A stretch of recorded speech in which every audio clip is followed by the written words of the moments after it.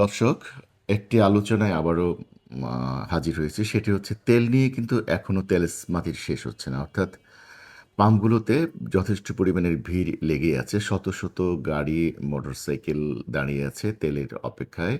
পাম্পের মালিকেরা বলছেন ডিপো থেকে তারা পর্যাপ্ত পরিমাণে তেল পাচ্ছে না। এদিকে জ্বালানি মন্ত্রী বলেছেন যে তেলের সরবরাহে কোনো ঘাটতি নেই।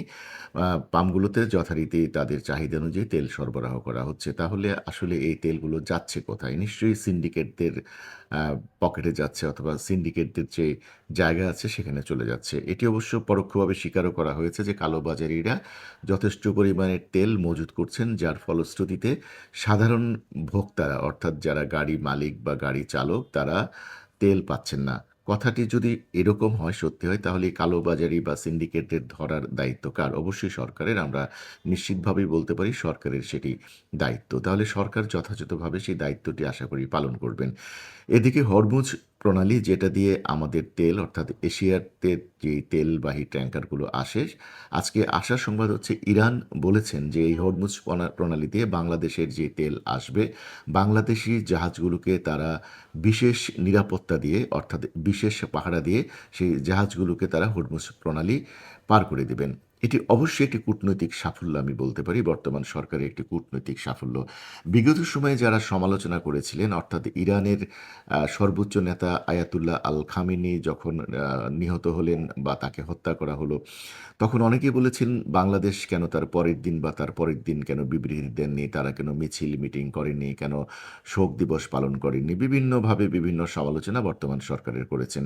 আমি সরকারের পক্ষ নিয়ে কথাটি বলছি না, বলছি এ কারণে যে তারা একটু সময় নিয়ে ভেবেচিন্তে তারা একটি শোক বা তারা একটি শোকবাণী দিয়েছেন এবং পরবর্তী সময়ে আমরা কি দেখলাম, জাতীয় সংসদের প্রথম অধিবেশনে আমাদের ইরানের বন্ধুপ্রতিম ইরানের সর্বোচ্চ ধর্মীয় নেতা আয়াতুল্লাহ আল খামেনির হত্যা এবং তার মৃত্যুকে কেন্দ্র করে যে ঘটনা ঘটেছে এবং তিনি মৃত্যুবরণ করেছেন, তার জন্যে একটি শোক প্রস্তাব আমাদের জাতীয় সংসদে গৃহীত হয়েছে। এটিও একটি কূটনৈতিক সাফল্য। অর্থাৎ ইরান মনে করেছে জাতীয় পর্যায়ে সর্বোচ্চ সম্মান অর্থাৎ বাংলাদেশের যে একটি মুসলিম ভ্রাতৃপ্রতিম দেশ হিসেবে তাদের নেতাকে একটি সর্বোচ্চ সম্মান অথবা জাতীয় সংসদে একটি শোক প্রস্তাব গ্রহণ করা হয়েছে। এটি তারা ভালোভাবে নিয়েছেন।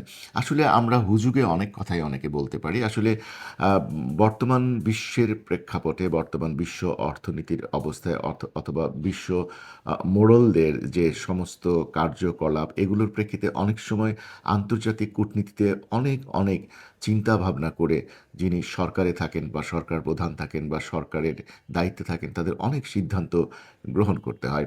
যাই হোক, ইরান যে হরমুজ প্রণালী দিয়ে বাংলাদেশের তেলবাহী জাহাজ আসতে কোনো বাধা দিবে না। প্রয়োজনে তারা বিশেষ নিরাপত্তা দিয়ে বাংলাদেশে তাদের সেই জাহাজ যাতে সহজেই আসতে পারে সেটি তারা ঘোষণা করেছে। এটি অবশ্যই বর্তমান সরকারের একটি কূটনৈতিক সাফল্য। আর সেই সাথে বাংলাদেশে যারা বর্তমানে তেলের এই কালোবাজারি করছেন, সিন্ডিকেট করছেন, তাদের প্রতি আহ্বান, ভাই দেশের জন্যে, দেশের মানুষের জন্যে, দেশের কল্যাণের জন্য আপনারা এই কালোবাজারি অথবা এই স্টক প্রথা বন্ধ করুন অর্থাৎ এই সিন্ডিকেট প্রথা বন্ধ করুন।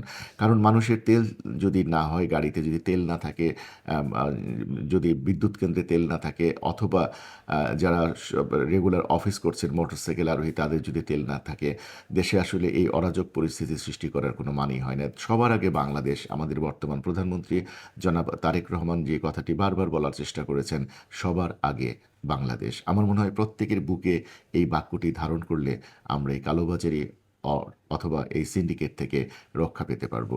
আসুন সবার আগে বাংলাদেশ বুকে ধারণ করে আমরা আমাদের দায়িত্বটুকু পালন করি। সবাইকে আবারও ধন্যবাদ। নতুন কোনো বিষয় নিয়ে আপনাদের সামনে আবারও হাজির হব। আসসালামু আলাইকুম।